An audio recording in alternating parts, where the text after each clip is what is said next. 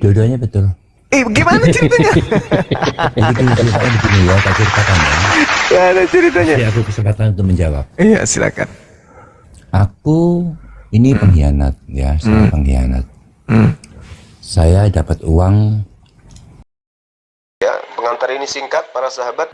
Mantep TV sudah standby. Di like, di subscribe, di share sebanyak mungkin untuk supaya mencegah sahabat-sahabat kita di luar sana tidak terpengaruh terhadap pemurtadan. Kok ada sisa? Diambil sama para imam. Kok ada sisa, Bang? Ada uang, iya, uang itu dari uang itu juga. Uang itu diambil sama imam. Terus uang itu juga dibuat beli tanah. Jadi dua kali pembelian tanah itu ada 2 kali. Pertama sebelum kematiannya dan setelahnya. Aduh, abangku ini ada-ada aja. Oh, beli tanah 2 kali, gimana ceritanya, Bang? Bang? Karena tertulis beli tanahnya 2 kali. Begitu lalu ceritanya menurut saya. Enggak, beda. Ini cerita yang berbeda. Jangan digabung-gabung. Itu cerita mengenai tentang Yudas dan uang itu, uang suapan itu. Sama. Gimana? Ini menceritakan tentang orang yang sama dan uang yang sama. Iya kan, cuman 30. Coba ya, Yudas ini telah membeli sebidang tanah dengan upah kejahatannya. Lalu ia jatuh tertelungkup dan perutnya terbelah sehingga semua isi perutnya tertumpah keluar. Hal ini diketahui oleh semua penduduk Yerusalem sehingga tanah itu mereka sebut dalam bahasa mereka Hakaldama, artinya tanah darah. Oke ya. Nah, ini yang aneh kemudian, karena jelas di situ dikatakan bahwasanya Yudas membeli tanah lebih dulu. Yudas ini telah membeli sebidang tanah dengan upah kejahatannya. Jadi lebih dulu dia membeli tanah. Sedangkan di dalam Matius 27, maka ia pun melemparkan uang perak itu ke dalam bait suci. Berarti dia tidak beli tanah, lalu menggantungkan diri. Tidak beli tanah di sini. Yudas tak beli tanah. Uangnya setelah dia beli tanah itu uang dilemparkan. Oh enggak, imam-imam kepala mengambil uang perak itu dan tidak boleh dimasukkan uang ini ke dalam peti persembahan, sebab ini uang darah. Sesudah berunding, mereka kemudian membeli dengan uang itu tanah yang disebut tanah tukang periuk untuk dijadikan tempat pekuburan orang asing. Tidak ada hubungannya. Itulah sebabnya tanah itu sampai hari ini disebut tanah darah. Berarti cuma satu, tanah darah. Kalau kemudian di dalam kitab Kisah Para Rasul, tanah yang dimaksud sebagai dengan sebutan Hakaldama ini adalah tempat di mana Yudas dikuburkan. Sedangkan tanah yang dibeli oleh imam-imam adalah tanah yang disiapkan untuk orang yang mati untuk dikuburkan orang asing.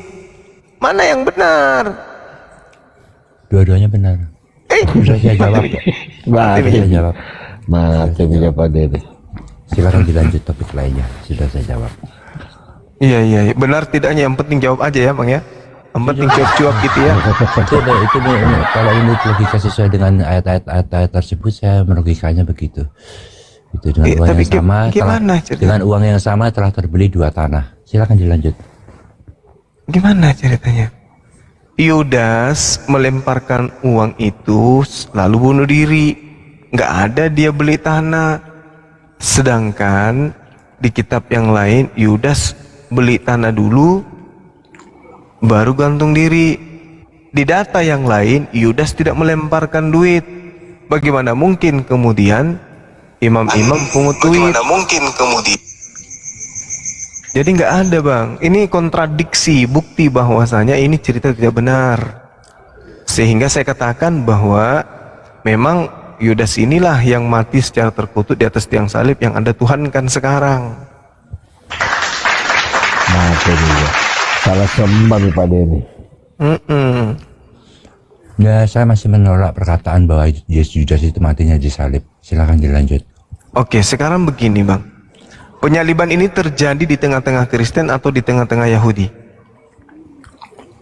Yahudi. di tengah-tengah Yahudi. Dasar pijakan penyaliban perjanjian lama atau perjanjian baru? Perjanjian lama. Perjanjian lama.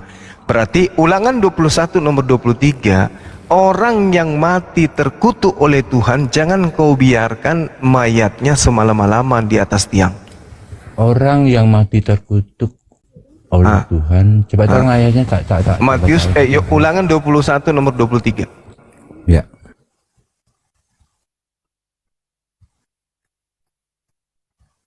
Coba Anda baca. Kasih perpustakaan besek. Perpustakaan besek.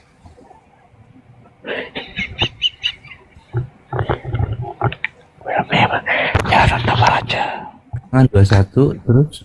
23. Ya, sebentar ya.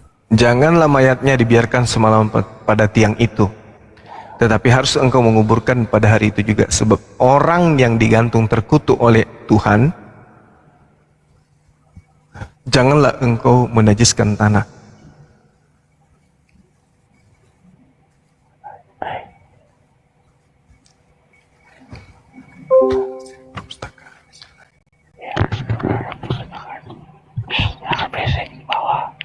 Jangan berbuku. Yang di bawah jangan berisik. Orang lagi baca. Terus dilanjut. Iya. Nah sekarang ini yang mengutuk adalah Tuhan.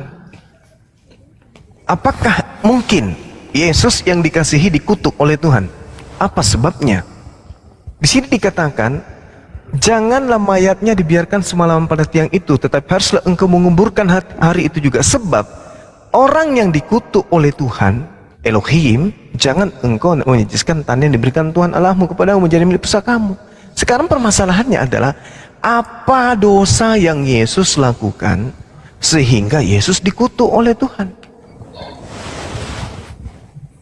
Ini kan Yesus orang Yahudi, di tengah-tengah Yahudi, yang disalib adalah orang yang dikutuk oleh Tuhan. Sekarang dosa apa yang Yesus lakukan sampai kok 3 kali dia dikutuk?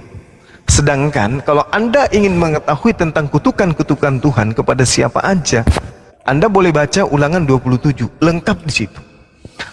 Nah, kita lihat di Ulangan 27, di situ terekam dengan sangat jelas bahwa orang yang makan suap adalah orang yang dikutuk oleh Tuhan. Ulangan 27 datanya begini. Terkutuklah orang yang menerima suap untuk membunuh seseorang yang tidak bersalah, dan seluruh bangsa itu harus berkata amin halilintar. Jelas itu dalilnya.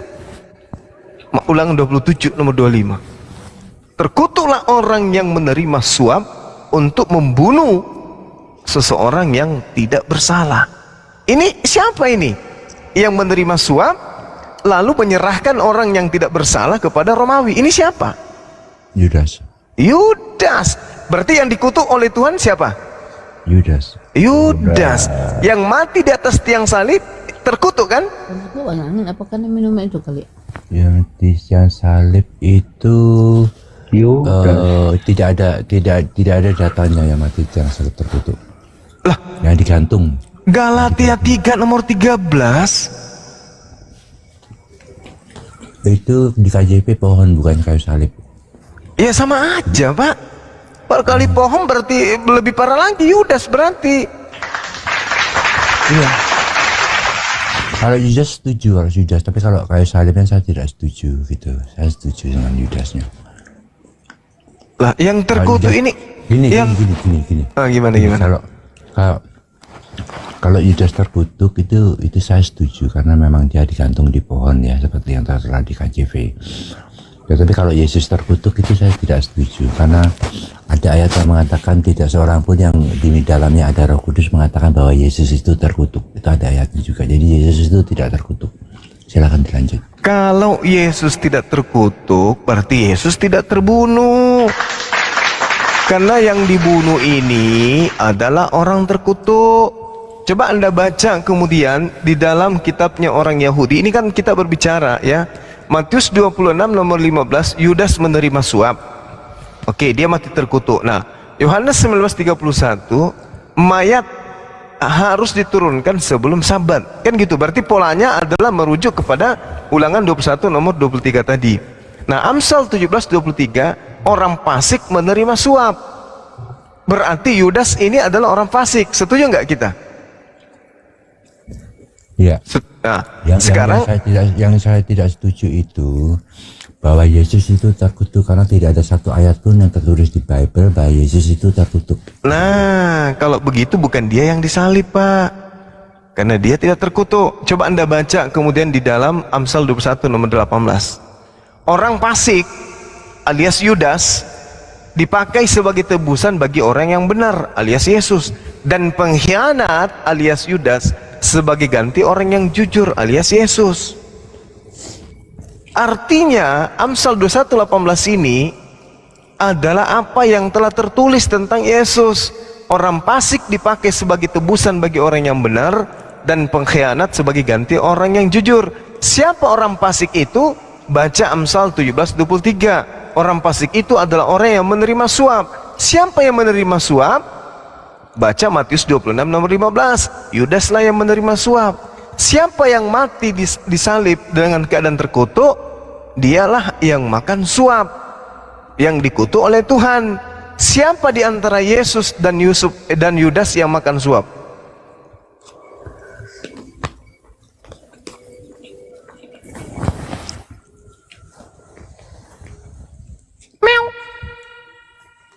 Sebentar, mulutku penuh. Coba tolong diulangi lagi pertanyaannya. Siapa yang terkutuk? Siapa yang menerima suap antara Yesus dengan Yudas? Yudas toh. Yudas, Pak. Berarti yang mati tergantung secara terkutuk adalah Yudas. Jelas itu kan? Berarti yang Anda sembah adalah Yudas. Enggak dong. Oh, enggak lagi? Enggak, yang tuh gini loh bedanya antara Yudas sama si Yesus itu begini. Pertama, Yudas itu sudah mati duluan sebelum Yesus disalib. Kedua, Yudas itu matinya bukan disalib tapi menggantung diri. Tiga, Yesus itu matinya disalib. Ya, datanya sudah jelas gitu, Pak. Bapak, dikatakan Ulangan 21 nomor 23 bahwa yang digantung oleh Tuhan itu adalah orang yang digantung terkutuk. Kalau dikatakan digantung terkutuk oleh Tuhan, bukan bunuh diri, Pak. Bukan bunuh diri. Orang yang digantung terkutuk ini jelas nih.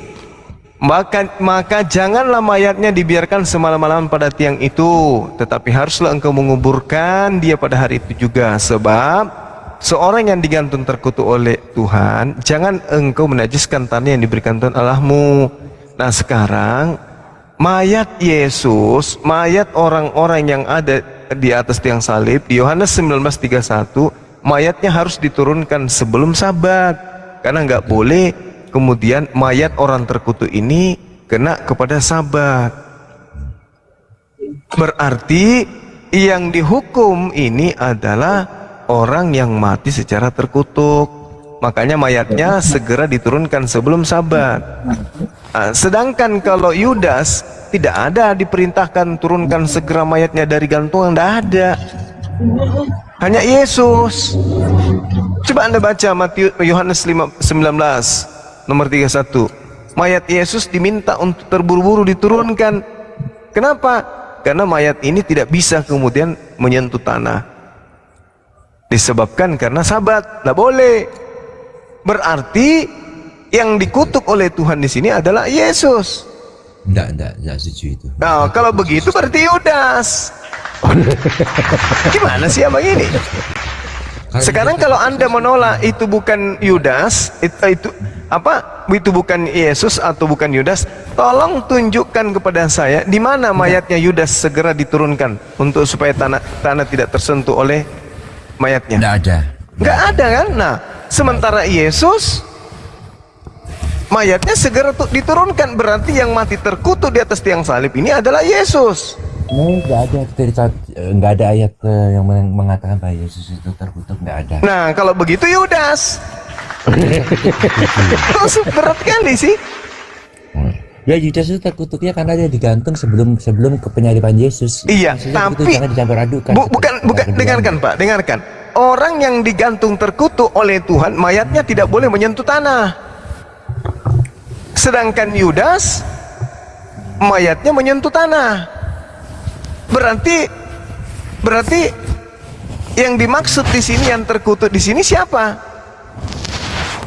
Yang terkutuk itu Yudas, tetapi Yudas sudah mati. Lah, kalau Yudas kan mayatnya menyentuh tanah, sementara yang dimaksud Yesus mayatnya tidak menyentuh tanah. Tidak ada tercatat Yudas itu mayatnya menyentuh tanah, tidak ada. Oke, Yudas menyentuh tanah, Pak. Dalil yang saya sajikan tadi itu apa? Ayatnya mana mayat Yudas menyentuh tanah? Coba itu orang kasih ke aku. Loh, gimana sih ini Bapak? Yudas membeli tanah. Kita lihat di dalam kitab saudara ya, apa yang tertulis di dalam Matius 27. Oke ya. Maka ia pun melemparkan uang perak itu dalam bait suci, lalu pergi di situ dan menggantungkan diri. Imam-imam kepala mengambil uang itu kemudian dan berkata, tidak diperbolehkan memasukkan uang ini dalam peti persembahan, sebab ini uang darah. Sesudah berunding, mereka membeli dengan uang itu dengan uang itu membeli tanah untuk menjadikan tanah itu sebagai tempat perkuburan orang asing. Oke? Benar Pak? Ya. Benar ya? Nah, sekarang kalau kita baca kemudian di dalam kisah para rasul, Yudas telah membeli sebidang tanah dengan upah kejahatannya, lalu ia jatuh tertelungkup. Jatuh kemana dia? Jatuhnya Pak? Ke atas. Kemana Pak jatuhnya? Ke tanah. Ke tanah. Sedangkan orang yang dikutuk, karena orang yang dikutuk oleh Tuhan, mayatnya tidak boleh menyentuh tanah. Berarti yang mana nih yang terkutuk ini? Yudas atau Yesus? Kalau kita merujuk kepada penggantungan diri, itu yang terkutuk Yudas, bukan Yesus. Yesus tidak bisa terkutuk karena dia Tuhan. So, ini telinga saya mengecil kayaknya. Agak kencang sedikit Bang Deni. Oh ya. Itu apa? Kalau kita lihat ayat yang menyatakan bahwa Yudas itu mati digantung, ya dialah yang terkutuk. Nah, berarti yang Anda sembah adalah Yudas. Karena yang terkutuk inilah yang digantung di tiang salib. Enggak, Yudas enggak digantung di tiang salib, gantung diri kok. Loh, yang terkutuk siapa? Yudas, karena dia menggantung diri. Nah, kalau yang menggantungkan diri itu tidak masuk dalam kategori yang terkutuk, yang digantung oleh Tuhan karena terkutuk. Masuk karena kita tergantung. Pada hari itu juga, sebab seorang yang digantung terkutuk oleh Tuhan. Sekarang begini, apakah Yesus ini orang yang terkutuk oleh Tuhan? Tidak sama sekali. Berarti bukan dia yang disalib Pak. Gimana sih abang ini? Maju kena mundur kena Pak Deni ini. Enggak. Loh. Dia disalib tapi dia tidak terkutuk dia. Loh, yang disalib ini adalah orang yang digantung terkutuk oleh Tuhan. Jangan kau biarkan menajiskan tanah yang diberikan Tuhan. Mayatnya harus segera diturunkan. Nah, apakah mayatnya Yesus yang segera diturunkan atau mayatnya Yudas? Mayatnya Yesus. Mayatnya Yesus. Berarti cerita Yudas ini hanya tambahan. Sebenarnya mayat yang diturunkan jangan menyentuh tanah itu manusia terkutuk, yaitu Yudas. Apa bukti bahwa itu cerita tambahan? Terlihat dengan sangat jelas adanya kontradiksi yang terjadi antara cerita Matius dan cerita Lukas. Kontradiksi dia. Berarti entah siapa yang benar, bisa dua-duanya benar, bisa dua-duanya salah. Kalau dua-duanya benar tidak mungkin, dua-duanya salah itu yang mungkin. Artinya kalau dua-duanya salah, ini cerita penambahan berikutnya. Sedangkan berdasarkan pola Ulangan 21 nomor 23, orang yang digantung terkutuk oleh Tuhan, mayatnya tidak boleh menyentuh tanah. Lalu siapa mayat yang tidak bisa menyentuh tanah pada saat itu? Yudas gak mungkin, Yudas malah jatuh ke tanah. Kalau Yesus mayatnya tidak jatuh ke tanah, tidak boleh. Berarti yang terkutuk di sini adalah bukan Yesus. Bukan Yesus, berarti bukan Yesus yang mati di situ. Berarti yang mati di situ adalah Yudas Iskariot. Berarti yang Anda sembah adalah Yudas. Itu loh Pak. Salah sembah Pak Denny, salah. Ya apa? Enggak apa-apa, enggak apa-apa. Enggak Pasrah udah, apa-apa. pasrah. Pasrah udah Pak Denny ya. Aku nggak pernah nyembah Yudas. Kasihan Yesus ini. Iya. Tapi begini Bang, kalau kita Bang Zuma, kalau kita mengamati Galatia 3:13 di situ sudah jelas dikatakan bahwa Terkutuk. terkutuk Bang. Sebelumnya itu dia harus menjadi kutuk, kan gitu. Jadi untuk menebus hukum Taurat itu dia harus menjadi kutuk. Nah, kalau dia nggak menjadi kutuk, dia nggak bisa menebus Taurat itu, Pak Denny. Coba dimaknain. Menjadi kutuk itu. Berarti yang terkutuk di sini adalah Yudas. berarti Yudas yang menebus Anda dari hukum Taurat. Berarti Yudas. Kamu tidak beradukan dua cerita. Mati meja. Mati bisa saya, tidak masuk ke saya. Yesus dan Yesus tidak beradu. Oke, saya tanya kepada saudara. Ya, baik. Kita baca Galatia 3, Pak. Galatia 3 coba Anda baca. Pak Dening coba baca. Biar ini tidak ada fitnah di antara kita. Iya. Galatia 3 Nomor 13. Iya, di situ tertulis terkutuklah orang yang tergantung di pohon. Yesus nggak. Kristus telah menebus kita dari kutuk hukum Taurat dengan menjadi kutuk karena kita. Sebab ada tertulis, terkutuklah orang yang digantung pada kayu salib. Yang terkutuk di atas tiang kayu salib ini siapa? Itu salah terjemahan, bukan kayu salib terjemahan. Enggak, yang saya tanya, terkutuklah orang yang digantung pada kayu salib. Ini siapa ini yang digantung ini, Pak? Itu aja sudah salah kok. Saya tidak akan menjawab kalau terjemahannya aja sudah salah kok. Gimana saya mau menjawab terjemahan yang salah? Maksudnya apanya yang salah, Pak? Terjemahannya. Itu Apa terjemahan salah? Bukan Bahasa Yunaninya apa, Pak? Bahasa Yunaninya kayu salib itu apa? Bukan kayu salib. Di bahasa Yunaninya bukan tidak tertulis kayu salib, pohon bahasa Yunaninya. Oh tidak, Pak. Di situ bahasa Yunaninya adalah sulon. Sulon itu kayu salib. Coba aku lihat ya. Baca dulu. Kenapa dikatakan pohon dalam terjemahan bebas atau terjemah KJP? Kenapa dikatakan pohon? Karena kayu salibnya bukan dari baja, bukan dari tembaga, tapi dari kayu. Makanya dikatakan pohon. Dari sebatang pohon. Maksudnya solon dalam bahasa Yunani, tiang salibnya berasal dari kayu, tiang salibnya berasal dari pohon. Iya, tetapi itu tidak merujuk kepada Yesus itu. Lah, jadi yang mati tergantung di atas tiang salib bukan Yesus, berarti yang menebus Anda dari hukum kutuk Taurat siapa? Ya, karena ada ayat juga yang menyatakan bahwa tidak seorang pun yang di dalamnya ada Roh Kudus mengatakan bahwa Yesus itu terkutuk. Sekarang permasalahannya adalah siapa yang menebus saudara dari kutuk hukum Taurat? Yesus. Ya Yesus. Berarti yang tergantung terkutuk di atas pohon adalah Yesus, Pak. Berarti yang Anda sembah adalah orang yang terkutuk, betul? Enggak. Ada yang menyembah orang yang terkutuk. Galatia 3 nomor 13. Kristus telah menebus kita dari hukum Taurat dengan jalan menjadi terkutuk karena kita. Sebab ada tertulis, terkutuklah orang yang digantung pada kayu salib atau yang digantung pada pohon. Nah, sekarang permasalahannya adalah apakah Yudas atau Yesus yang menyelamatkan, yang menebus kalian dari hukum Taurat? Yesus. Yesus. Yang terkutuk di sini adalah Orang yang tergantung di tapi itu bukan Yesus.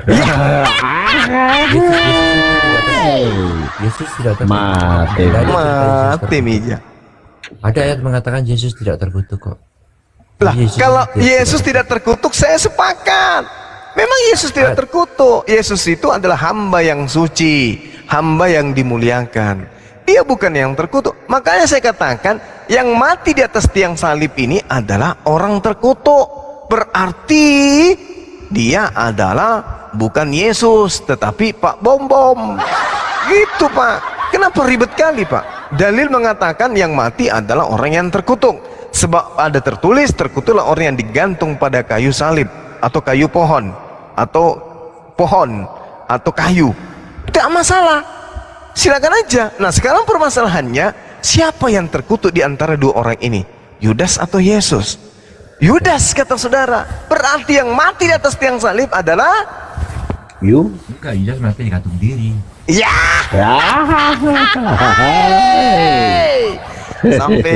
Sampai kiamat Bapak akan mutar-mutar aja kayak gini. Yang mati di atas tiang salib menembus hukum Taurat, Yesus. Yang mati tertulis terkutuk di atas tiang salib, Yudas. Gimana ceritanya? Berarti di Galatia 3 ini nomor 13 cerita dua orang. Enggak mungkin. Bang Suma. Ya gimana? Kalau kamu nanyanya ke aku muter-muter, maka kamu juga akan terjawab muter-muter, simpel kan? Loh, sekarang saya tanya Pak, coba Anda bacakan dulu Galatia 3 nomor 13 coba. Anda baca, suarakan di sini. Saya pengen dengar. Saya sih nggak ada, biasa di kasur jadi nggak ada perangkat dua. Aduh, di kasur. Aku libur hari ini Bang Suma. Saya yang baca Pak ya. Yesus Kristus telah menebus kita dari hukum Taurat dengan jalan menjadi kutuk, sebab ada tertulis terkutuklah orang yang digantung pada kayu salib. Pohon. Ya. Xulon Pak, bahasa Yunaninya xulon. Iya, kalau itu saya pohon. Lah, bahasa aslinya xulon artinya kayu salib. Gimana sih abang ini? Masa lebih hebat bahasa Indonesia daripada bahasa aslinya sih? Tapi tujuannya yang jelas, pokoknya Yesus itu tidak terkutuk, itu aja. Iya, berarti bukan dia yang mati. Itu bukan dia yang mati. Allahu Akbar. Dia nggak mati. Gimana dia mati? Dia ada datanya juga. Kalau dia mati dikubur kok ada matanya. Dia menyerahkan nyawa juga ada datanya kok, gimana dia nggak mati? Iya, dia dikuburkan karena kenapa? Mayatnya diturunkan sebelum sabat, karena dia adalah orang mati terkutuk. Iya, kamu sendiri sudah ngomong mayatnya. Kalau udah mayat berarti orangnya udah mati. Lah, iya memang mati karena dia disalibkan toh. Ya sudah, berarti benar Yesus mati disalib. Ya sudah, silakan, terima kasih atas. Nah sekarang yang mati ini bukan masalah nama. Ini kalau orang yang mati mau disebut Bom Bom bisa, Pisidiking bisa, disebut Hercules pun bisa, disebut Zeus bisa, disebut Krishna bisa, atau siapapun yang Anda sukai. Permasalahannya adalah kaidah orang Yahudi berdasarkan firman Tuhannya bahwa yang disalib terkutuk oleh Tuhan, mayatnya tidak bisa dibiarkan semalam-malaman di atas tiang.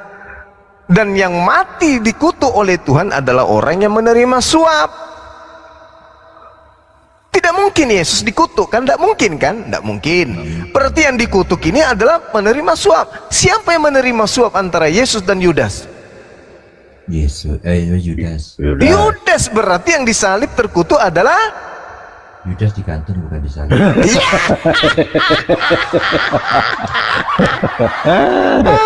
Aduh, cakaruk di Indonesia. Berat. Salah sembah Pak Denny. Asli, Iya. nah, salah sembah. Iya. Terserah Anda lah. Yang penting saya sudah menyatakan bahwa yang Anda sembah itu adalah Yudas. Tapi Anda menggantikan namanya menjadi Yesus. Suka-suka Anda lah. Yang penting jangan diganti dengan namanya Pak Bom Bom. Kacau. Oke, saya kira selesai teman-teman sekalian. Ya. Mau istirahat Bang Suma? Iya, di sini sudah setengah 4 Bang. Kita mau persiapan untuk ibadah. Selamat istirahat lah. Iya. Di sini masih jam berapa nih? Di sini masih jam 8:30 malam. Oh, jamnya rusak. Ya rusak. Enggak, saya tinggal di Apaan Ustaz, mau kak bertanya. Mana ustaznya di sini? Ustaznya kita nggak monitor Bang. Ustaz Sugi. Kita maksudku Ustaz. Oh, saya bukan ustaz. Saya sama Pak Denny. Saya pendeta. Panggil, Ya. panggil apa ini? Pendeta juga. Pendeta. Allah musta'an. Iya, ini ada mau tanya terkait apa namanya? Bagaimana tanggapan Bang Zuma tentang konsep atau ideologi pluralisme? Karena berat Subun dan gua kasih wae anak-anak.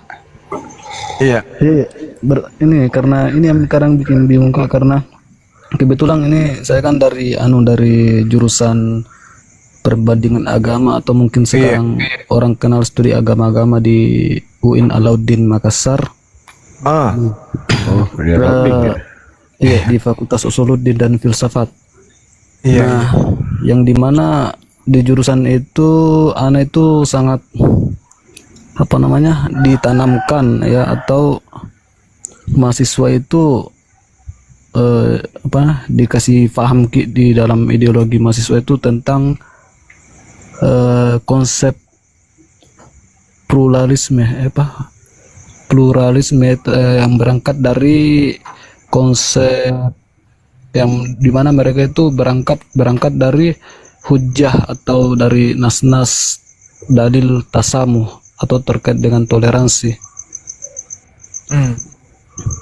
Nah, bisa Anda katakan dimana agar supaya diyakini konsep tersebut adalah suatu kebenaran. Ya, poinnya apa? Poinnya apa, Bang? Ya itu mau ku tahu bagaimana tanggapannya guru-guru yang ada di sini terkait dengan pluralisme. Saya question akan jo pluralisme. Mungkin sedikit ku jelaskan mungkin supaya ada teman-teman mungkin juga yang di bawah tahu. Singkatnya ini yang ku pahami singkatnya pluralisme itu adalah paham yang mengatakan bahwasanya semua agama itu benar, Betul. yang dimana mereka punya setidaknya ada beberapa landasan. Yang pertama itu semua agama benar dan mengantarkan ke surga, termasuk agama Ahlul Kitab dan agama non Abrahimik, yaitu agama Buddha, Hindu, yang mungkin lebih dikenal dengan agama Samawi. Agama Ardi. Kalau agama Samawi itu Ahlul Kitab. Yang kedua itu syariat boleh diubah dan mengatakan bahwasanya fikih klasik dibangun atas eksklusivisme dan dianggap menjadi penghalang untuk agama lain. Nah, terus mereka juga mengatakan bahwasanya tidak ada yang namanya kebenaran yang absolut, semuanya relatif. Nah itu secara garis besarnya. Jadi gini, kalau kita berbicara mengenai pluralisme, terkhusus kepada konsentrasi kita kepada agama, maka Al-Quran akan berbicara dan pasang badan untuk membantah kebenaran tentang paham-paham tersebut. Dimana kemudian ketika kita berbicara mengenai pluralisme itu terkait apa yang kemudian biasa anak-anak kampus sebut dengan sefilis, sekularisme, liberalisme, dan pluralisme. Saya hanya ingin mengatakan ya kepada teman-teman yang belajar tentang perbandingan agama, bahwa sejauh mana kita melanglang buana untuk belajar tentang pluralisme agama, itu ujung-ujungnya nanti akan membuat kita menjadi orang yang punya paham liberal. Kalau kita mendalami satu sub materi keilmuan dan lalu menjadikan diri kita itu adalah bagian yang harus mutlak kemudian duduk dalam perkara itu. Artinya sebagai orang yang menjual parfum harus menjadikan bagian daripada parfum itu adalah kita itu sendiri. Itu sebenarnya saya juga dari perbandingan agama. Sebenarnya hal itu dengan sangat mudah kita patahkan dengan Al-Quranul Karim. Al-Quran mengatakan innad dina indallahil Islam. Sesungguhnya agama yang diridai di sisi Allah hanya Islam. Berarti nggak ada lagi yang lain. terkait dengan materi-materi yang terkait dengan bagaimana kemudian suntikan doktrin setiap orang tidak dibenarkan, kemudian mengklaim agamanya yang paling otentik, agamanya yang paling valid, agamanya yang paling benar, agamanya yang paling sempurna, itu tidak bisa kemudian kita ikuti. Kenapa? Karena menurut paham pluralisme memang diwajibkan kemudian orang didik, anak didiknya maksud saya, tidak membenarkan adanya klaim Islam itulah yang paling benar, Islam itulah yang paling sempurna, Islam yang paling valid, yang paling sahih dan seterusnya. Karena kenapa? Karena orang yang berpandangan demikian dikatakan sebagai orang yang ofensif, orang yang berpandangan sempit, orang yang berjiwa dan punya pemikiran yang dangkal. Itu menurut mereka. Menurut orang-orang yang nantinya mengajarkan eksklusivisme dalam materi-materi pluralisme itu sendiri. Nah, ini yang perlu kemudian saudara pahami, bahwa adanya kemudian kanker di dalam materi pembelajaran. Saya katakan kanker karena itu adalah semacam virus ya, virus paganisme yang akan merusak generasi muda di dalam memahami tentang konsep agama, hudan menuju kepada Allah, petunjuk menuju kepada Allah. Jadi silakan Anda belajar tentang perbandingan agama, silakan Anda menjadikan submateri Anda pluralisme itu sebagai satu acuan, tetapi ingat, itu hanya sebagai dasar pijakan di dalam memahami sebuah disiplin ilmu. Sama seperti Bang Sumah, saya adalah seorang muslim beragama Islam, tapi keseharian saya adalah belajar tentang Bible. Saya pahami surah-surah Paulus, saya pahami surat Roma, saya pahami Galatia, saya pahami kisah para rasul, sampai kepada kesimpulan bahwa saya membawa diri saya untuk bertamasya di alam kekristenan. Tetapi bukan berarti saya memiliki paham yang sama dengan Kristen. Justru saya menjadikan pemahaman doktrin Trinitas, Trikwek-kwek, Trimurti, Trisula dan seterusnya, Tri itu sebagai acuan kemudian untuk meyakini Islam kulah agama yang paling benar. Begitu juga harapan saya kepada generasi muda yang belajar tentang pluralisme agama, jadikan itu sebagai submateri untuk mengetahui bahwa tiada agama yang paling mulia di sisi Tuhan kecuali Islam. Silakan Anda belajar, pelajari apa saja, termasuk ilmu kalam, ilmu mantik. Anda ingin belajar tentang filsafat agama, filsafat apapun, silakan Anda belajar. Tapi ingat, dudukkan disiplin ilmu itu pada tempatnya, hanya sebagai bahan referensi di dalam memenuhi standar sebagai generasi yang harus memiliki wawasan dan telaah murni terhadap sebuah kaidah ilmu. Jangan Anda dudukkan diri Anda sebagai penikmat dan sebagai pelaku di situ dan meninggalkan kemudian norma-norma Islam itu sendiri. Seperti itu, Bung, anak muda. Lanjut. Masya Allah. Oke, Bang Ayub. Oke, kita sapa dulu. Siapa ini? Pak Acawati. Assalamualaikum, selamat pagi. Waalaikumsalam. Oh ya, silakan Cil. Ya, assalamualaikum Bang Suma. Waalaikumsalam warahmatullahi wabarakatuh. Allahumma sholli ala sayyidina. Allahumma sholli ala sayyidina Muhammad. Saya sangat bersyukur ini. Saya dari Polman Bang Suma. Polman, daerah durian di sana. Bukan lagi musim musim langsat ini. Oh, langsat. Iya. Saya khususnya di Polewali Mandar. Saya bersyukur sekali bisa masuk di sini di live ini. Iya, Bang tapi Suma, iya gimana, Bu? saya butuh pencerahan. Mohon petunjuk. Pernah sekali saya dengar kajian Bang Suma itu di TikTok bercerita tentang Rasulullah Sallallahu Alaihi Wasallam. Nangis saya. Saya begini, intinya saya pengen saya diceritakan sedikit lagi yang lebih spesifik lagi tentang Rasulullah Sallallahu Alaihi Wasallam.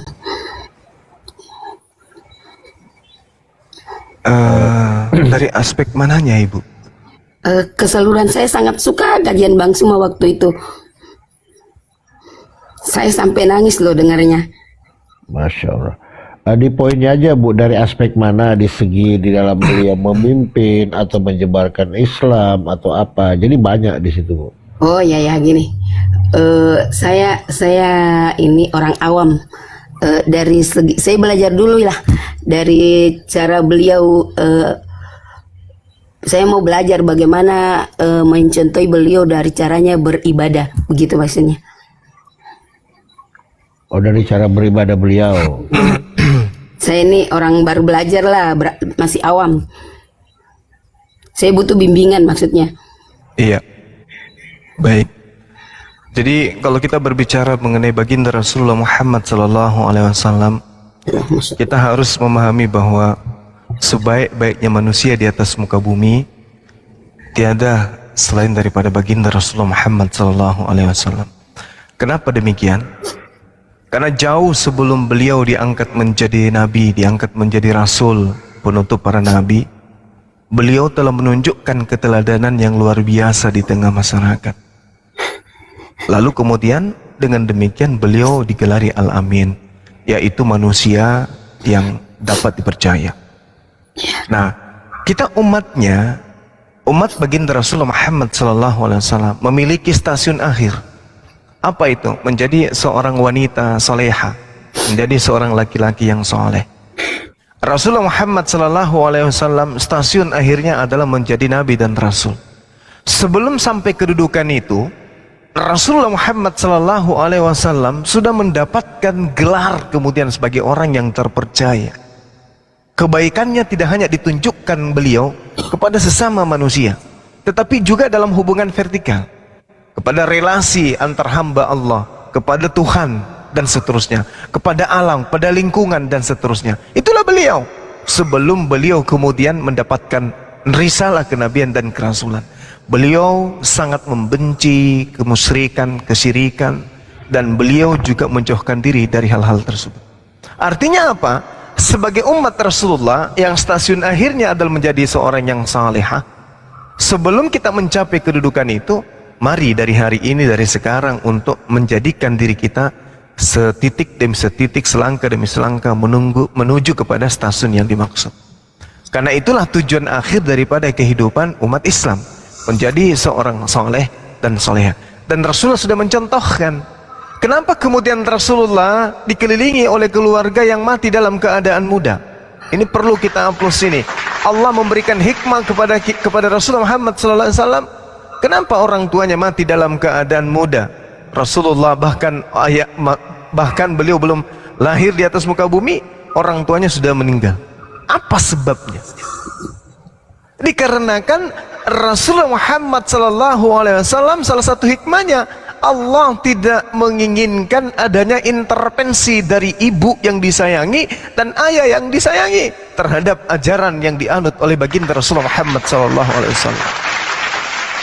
Allah tidak menginginkan kemudian adanya intervensi dari keluarga inti, ayah dan ibunya, tentang Al-Quran, tentang apapun itu, tentang hukum-hukum kemudian yang ditorehkan baginda Rasulullah Muhammad SAW sebagai suri toladan.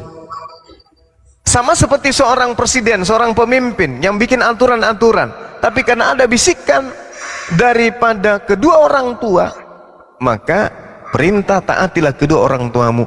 Inilah hikmah kenapa Rasulullah Muhammad SAW dibesarkan dengan kekuatan mental yang sangat luar biasa, tanpa ayah, tanpa ibu, kemudian dia memimpin umat Islam ini. Itu salah satunya. Oleh karena itulah, ketika kita mencontoh kepada beliau, maka selayaknya Rasulullah membenci sejak dari kecil berhala. Begitu juga dengan kita, orang yang memberhalakan kemudian harta, memberhalakan wanita, memberhalakan tahta dan seterusnya, itu kita harus kemudian tidak suka dengan orang itu, dalam arti kata memberikan nasihat kepada mereka seperti Rasulullah lakukan. Jadi contoh yang sangat menarik dari pribadi Rasulullah Muhammad SAW adalah beliau belum menjadi nabi, beliau belum menjadi rasul, beliau sudah menjauhkan dirinya dari hal-hal yang tidak baik. Begitu juga dengan kita, belum memahami secara utuh Al-Quranul Karim, belum mempraktekkan Al-Quran secara utuh, tetapi kita sudah mampu mencerminkan sebagai seorang muslim dan muslimah yang baik. Inilah yang kemudian contoh yang baik yang datang dari Rasulullah Muhammad sallallahu alaihi wasallam. Sekira seperti itu Ibu, sekelumit pemahaman saya tentang baginda Rasulullah Muhammad sallallahu alaihi wasallam, bahwa beliau dari sebelum menerima wahyu dari Allah, beliau sudah menjaga lisannya, beliau hidup dalam ketauhidan meskipun belum ada kitab suci yang datang kepadanya, tidak ada nabi yang datang kepadanya, tapi baginda Rasulullah Muhammad sallallahu alaihi wasallam menjalankan kehidupannya sebagai orang yang hidup dalam kaidah-kaidah tauhid. Tidak pernah musyrik, tidak pernah syirik, dan bukan orang munafik. Demikian. Terima kasih Bang Suma. Masya Allah. Ya, sama-sama Bu. Semoga Allah senantiasa melimpahi Bang Suma dengan kasih sayangnya, dan insya Allah Amin. mendapat syafaat dari Rasulullah. Amin ya rabbal alamin. Amin, amin. Saya juga bu. Iya semuanya Mas. Semuanya. Iya semuanya. Iya. Termasuk Ya Mbak Dini. Termasuk Bang Handi juga toh. Ya Semua insya Allah Termasuk netizen yang ada di bawah, Termasuk juga yang ada di netizen. YouTube. Masya Allah. Amin, amin. Ya aku rabu sekarang boy yang minta di mandar kak. Insya Allah, insya Allah. Iya. Ya udah aku pamit dulu ya. Selamat malam Iya. semuanya, Bang Suma, Iya Bang. Bang Handi. Iya Pak Dene. Semoga Tuhannya Yesus. Iya, terima kasih. Betul Tuhannya Yesus betul. Ya semoga Tuhannya Yesus ikutin gua dia. Iya betul. Iya, Betul Tuhan itu. Yesus memang memberkati saya. Terima kasih. Nah, itu dia Selamat malam. Selamat pagi, Bang I love you Denny. semuanya. Bye bye. Bye. Kita juga harus tutup segera deh, Banyuma harus istirahat cuma jam 4 loh. Iya, Tadi udah lah. hampir jam 4. Kita harus adil kepada tubuh kita, mata kita, Betul. dan semuanya. Bang, barusan kerasa semua sampai jam begini. Maka gara-gara kau jadi tungguin ya. Gara-gara kau semua itu nggak ada berhentinya menyenggol. Orang mau istirahat dari tadi, nyenggol lagi. Tapi bagus Bang Handi, poin yang saya dapat tadi dari Bang ada Zuma yang bilang mengenai bahwasanya ini di live komentar ada yang bilang bahwasanya saya sudah terpapar apa namanya syubhat liberal. Enggak, sebenarnya tadi yang bilang tadi guru Ya sudah mi dulu deh. jangan Sabar, Bang, membahas sabar, di Bang. bawah. Sabar, Pakai 5 menit. maksudnya saya tuh belajar di jurusan perbandingan agama itu bukan supaya saya itu terpapar oleh syubhat liberal, tapi saya mempelajari agar supaya saya tahu, supaya saya bisa menjaga Iya, diriku. bagus. Sama Alasan seperti saya orang, belajar- sabar Dinda Ayub. Sama seperti dokter atau calon dokter. Mereka kemudian tidur dengan bakteri, tidur dengan kuman, bukan supaya mereka terinfeksi virus, akan tetapi mereka mengkaji tentang virus, kuman, dan seterusnya untuk justru menjaga dirinya dan orang lain dari virus tersebut.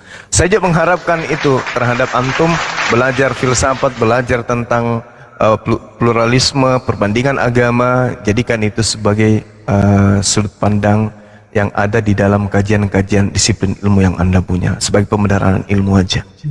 Oke. Jadi, bahkan belajar kak di situ kubantana dibilangi kak radikal, Islam radikal. Memang biasa, itu proses. Apalagi seniorku ada juga sebagian dosenku tahu bilang sering kak dengaran Bang Zuma, aduh. Nah, bilang jangan sering-sering dengar anunya Bang Zuma, dia itu apa radikal. Dari katanya toleransi, Masya Allah. terus aku bilang iya, toleransi yang kalian paham itu toleransi kebablasan. Satu hal, Enggak, gini Akhi. Sabar, Toleransi yang Dek, kalian sabar. paham itu, oh iya. sabar, satu kalimat buat antum. Satu hal yang perlu Anda pegang. Mereka yang ada di barat sana, yang sangat liberal, sekarang sedang jatuh cintanya terhadap Islam. Orang yang sudah meninggalkan konsep pluralisme, orang yang sudah meninggalkan konsep yang baru masuk jadi mata pelajaran di kampus-kampus, mereka yang sudah mengenyam dari sejak mereka diindung menjadi undung telur dalam kandungan ibunya, sampai mereka tua, sampai mereka bergelar profesor tentang kaidah ilmu ini, yang baru kodong kita pelajari, ternyata mereka para pelaku. Justru sekarang pandangannya, konsentrasinya sedang segar-segarnya menitipkan kemudian pemahaman mereka terhadap kebenaran Islam. Sementara kita yang baru baca 1-2 buku di perpustakaan tentang ini menganggap Islam itu ya seperti pandangan orang-orang terhadap Bang Suma. Jangan ikuti debatnya Bang Suma. Dia itu anti apa istilah itu? Antikris. Anti apa? Antimo guruna. Toleransi katanya. Anti toleransi ya betul. Jangan didengarkan. Sama orang yang selalu mengatasnamakan ateis itu hebat, ateis itu orang-orang ateis itu luar biasa dalam memahami tentang konsep Tuhan, alam semesta dan akal. Ingat, justru mereka yang menemukan konsep ateis itu, orang-orang yang tak bertuhan, justru merekalah yang meninggalkan ajaran itu dan sekarang mereka rata-rata bertuhan. Entah itu mereka jadi Kristen, entah mereka menjadi Hindu, entah menjadi Buddha, entah menjadi Islam. Sementara kita anak Indonesia baru sedikit belajar tentang sains, belajar hubungannya sains dengan ketuhanan, udah sombong, sudah keluar dari Islam, lalu lupa sembahyang, merasa dirinya paling intelek, merasa dirinya paling hebat. Padahal orang yang menemukan ilmu yang baru mereka baca lewat buku, justru sekarang sudah menjadi Islam, Pak. Allahu Akbar, Masya Allah. Iya. Saya kira begitu ya. Sorry saya panjang. Silakan yang lain. Itu akhi, balas aja kalau misalnya ketemu di kampus kayak gitu. Balasnya gini, wah jangan ngikutin gurunda, radikal. Lu yang bilang radikal, lu toleransinya toleransi PKI ya gituin.